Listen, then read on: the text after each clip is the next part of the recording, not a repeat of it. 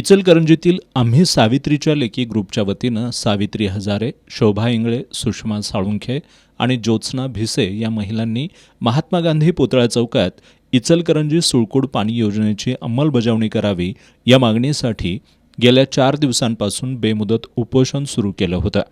उपोषणकर्त्या सुषमा साळुंखे आणि ज्योत्स्ना भिसे यांची प्रकृती खालावली होती.